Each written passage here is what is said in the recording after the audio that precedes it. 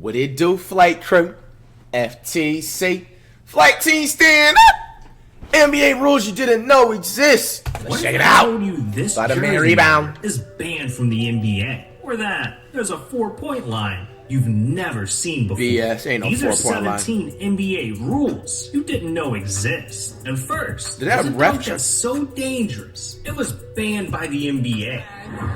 Actually, let me move the webcam because it got that little countdown in this bit. You know what I'm saying? Best editor in the world, man. I got you. Oh, man. You know this? A dunk that is banned?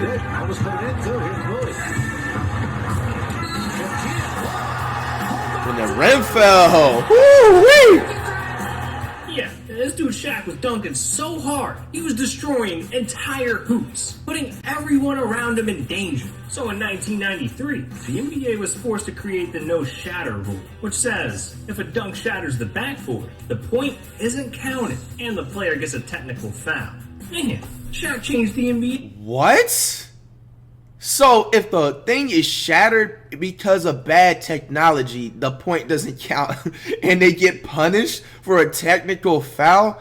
Bro, nah, the ref, both of them are going to have to come back in the locker room, bro. Like, we're going to have to see each other or something, bro. Because imagine that's going to be the point to win the game.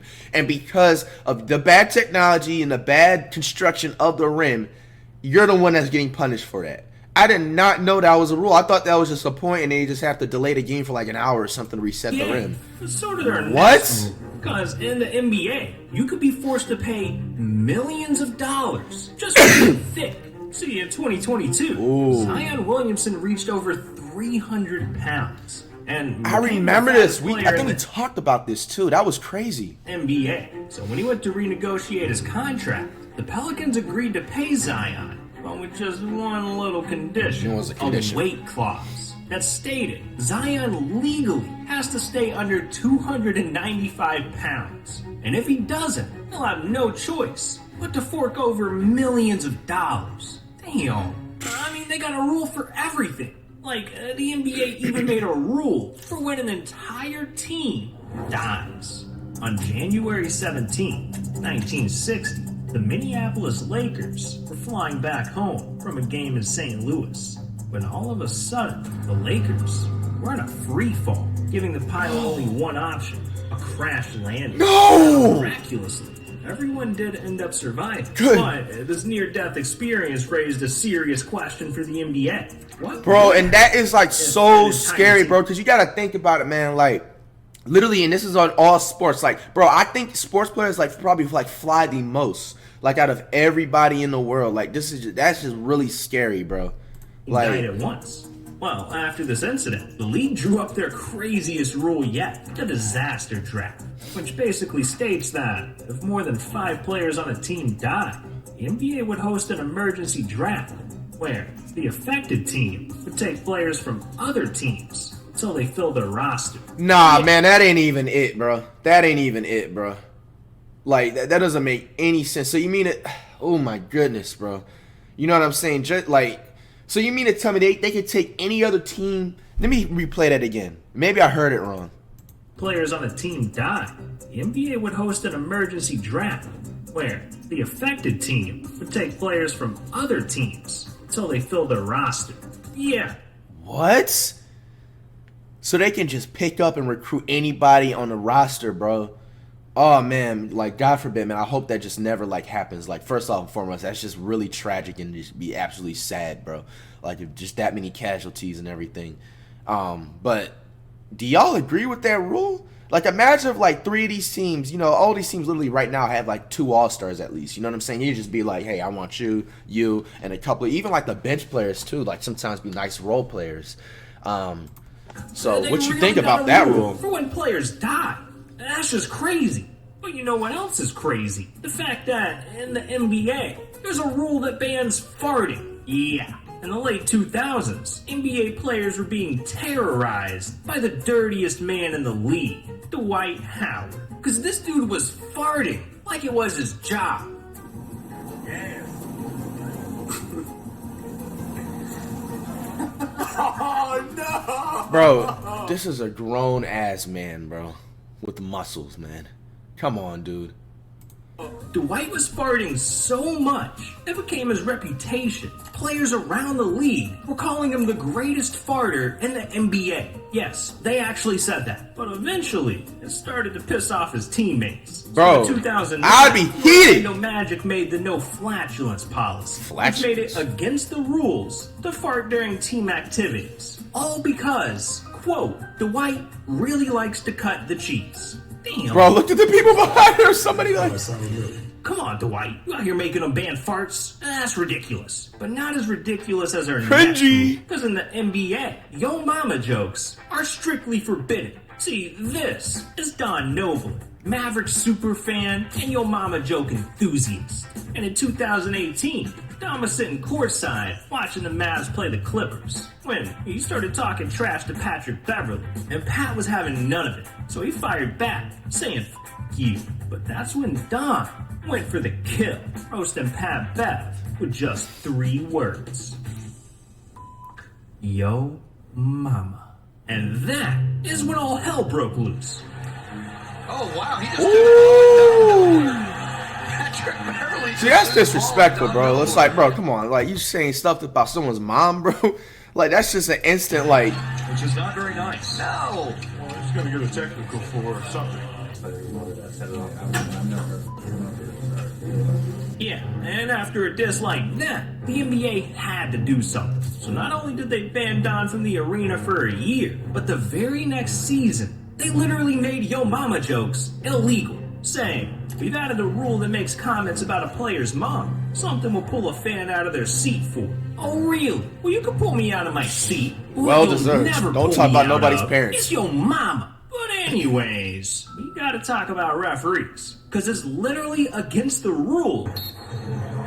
I'm out LA. What? Get out! Get away from me, Steve. Get away from me, Steve.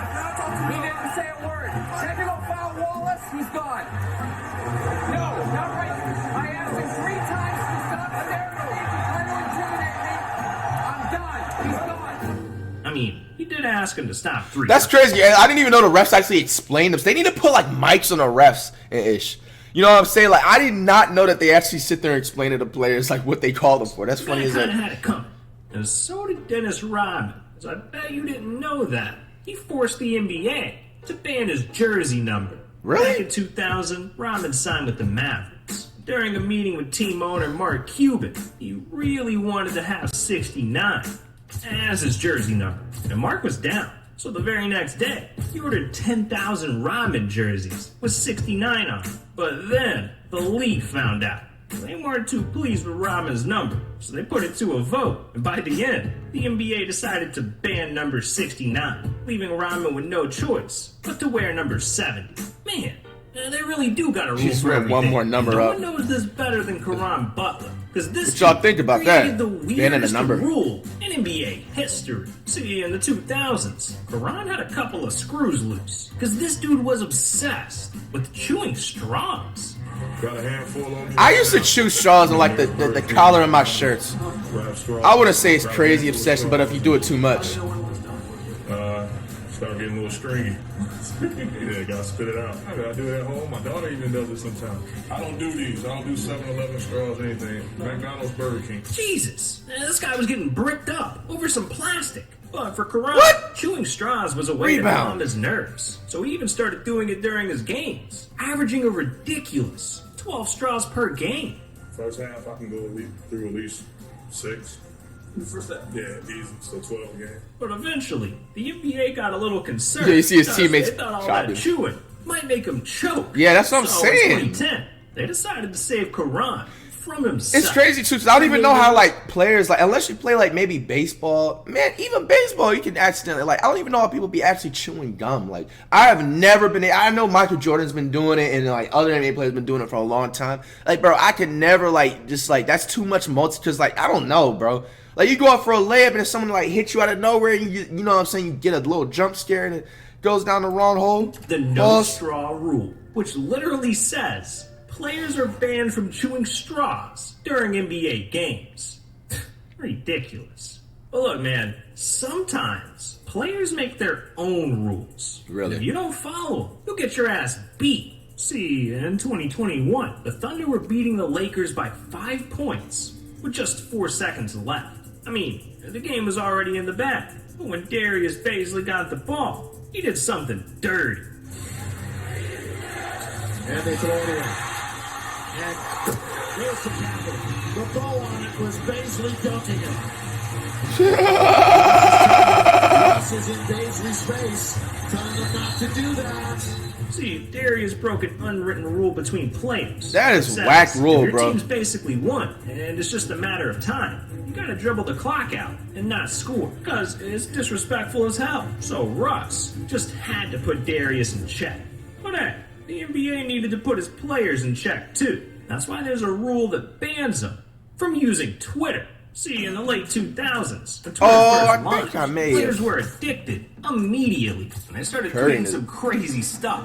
You had Shaq announcing when he farts, KD threatening people. Hell, some players were even tweeting during their own games. So in 2009, That's the funny as NBA heck. put their foot down, creating the Twitter rule, which bans players from tweeting during work hours and allows the league to fine them thousands of dollars for offensive tweets. Man, Wow. these guys got to be careful with their tweets. But what they really need to look out for is other players cheating. See, in 2016, it was Hawks versus Rockets. And late in the first quarter, Paul Millsap was at the free throw line when he got in a bit of a sticky situation.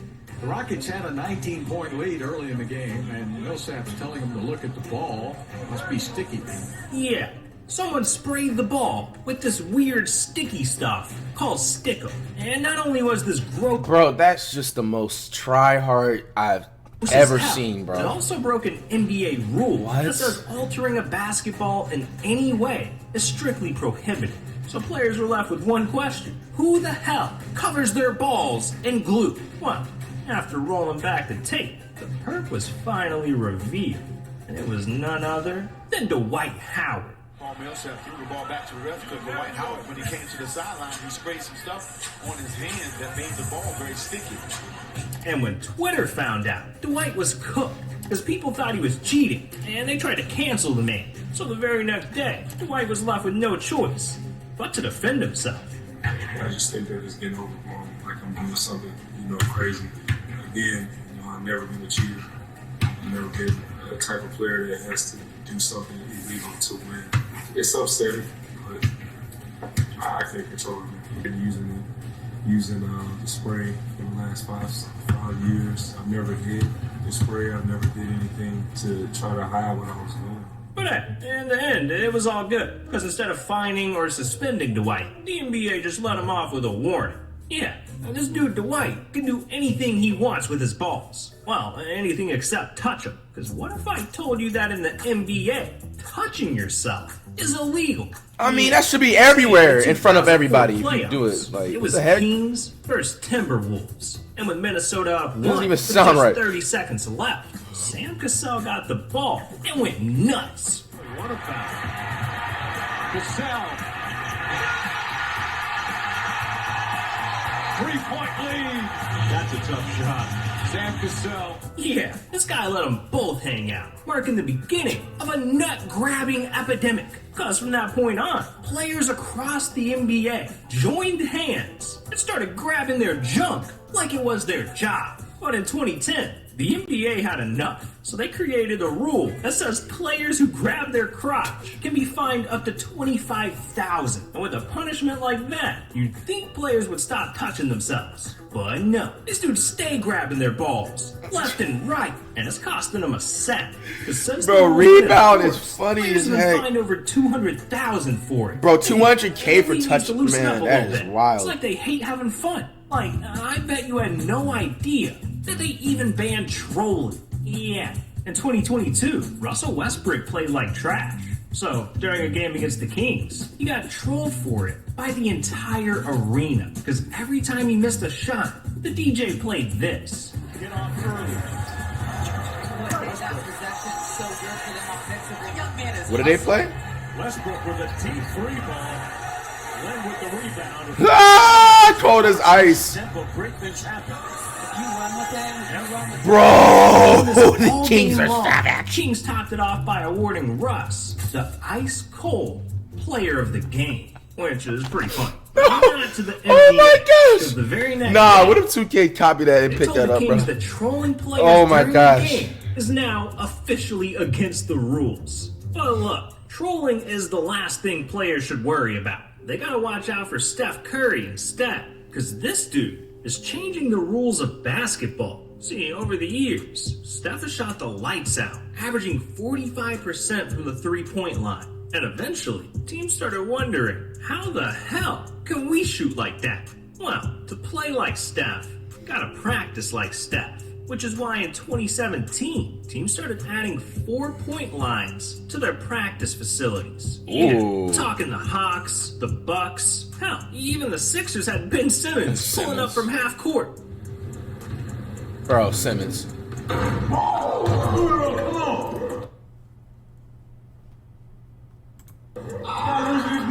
This is exactly why Simmons got the head he got with shooting the ball, bro. Damn. He thought he could make it more than that after that, What I bro. really can't believe is our next rule. The fact that women can play in the NBA. Yeah, and not That only happened before? but there's even a woman that's made it to the league. See, this is Lucia Harris, and she was a beast in college. Because at 6'3", she averaged 26 points and Damn, 14 6'3", it rebounds looks a like game. she's 7'2". But after graduating in 1977, there really wasn't an opportunity for Lucia. It's not like the WNBA was around. So she decided to take her degree, get a normal job, and start a family. But a few months later, everything changed when Lucia got a phone call from the New Orleans Jazz saying they selected her in the New Orleans 1977 Jazz? You mean the NBA New Orleans draft. Hornets, my man? The New Orleans Jazz. And they were ready to fly her out to their training. They was called the New Orleans Until Jazz? Lucia told And it's crazy. You know, it's funny because it actually sounds more like, because like New Orleans, like they're known for like also like the soul and jazz as well, aren't they? Why did they ever change that name? Because how are you gonna have Utah? Like call them the Utah Jazz? Like do they have? Are they known for that too? New Utah Hornets. There's no Hornets in Utah because it's cold, probably, right? I don't know. I know there's Hornets in definitely in New Orleans though.